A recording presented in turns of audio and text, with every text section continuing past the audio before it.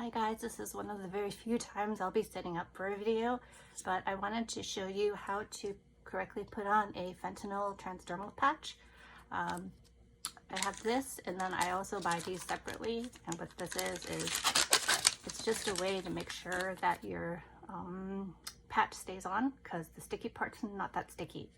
Now keep in mind, you have to be super careful, and when you open this, it looks like this, and there's a protection on the front and a protection on the back. And you can tell which side goes up because if you can see this, it says fentanyl, and then obviously this way is not read correctly, so that's how you know it goes this way. I'm a little allergic to adhesive, so sometimes I have to move it from here to here, here to here, and I can even put it on my chest sometimes. But today, I'm going to put it here. So wash your hands, dry your hands completely. And then for the area you're going to put it on, you don't actually put soap on it, just rinse it with water. And then make sure there's no cuts or abrasions where you're putting it on. And then to get a head start, I do this to get it going. You can see, oh, let's not rip this. That would be so bad. I can't do this very well while I'm trying to. Okay, there we go, see? So I always take off one side first, and now one side is quote unquote contaminated, so I always put it in here just to be safe. I don't want somebody going in it. Then I put this on like that, and I only have one side on, and I hold it for about 10 seconds. The instructions say 30 seconds, but no matter how long you hold it, these adhesives are really bad, so that's why I have an outer bandage, which I'll show you in a second. So now that I've held down these corners, I still have this flap left. So I want to do this without touching the actual adhesive, which I did. And again, I put this back in here to be safe. Then I kind of press and hold for just like a few seconds.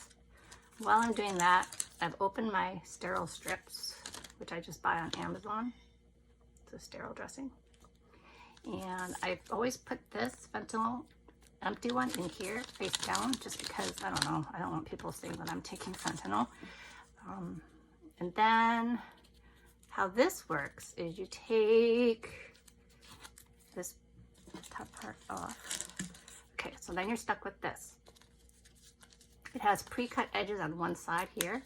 So I usually put that side down. So there's different ways you can put this on. I put this on kind of weird because, I don't know, I'm weird. So, and again, I usually do this in a mirror, so it's kind of tough.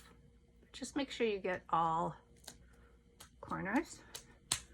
And then this way, you have a much better chance of it not coming off from your clothes, snagging it. And then once you do that, then you want to take off the bottom, the surrounding white part.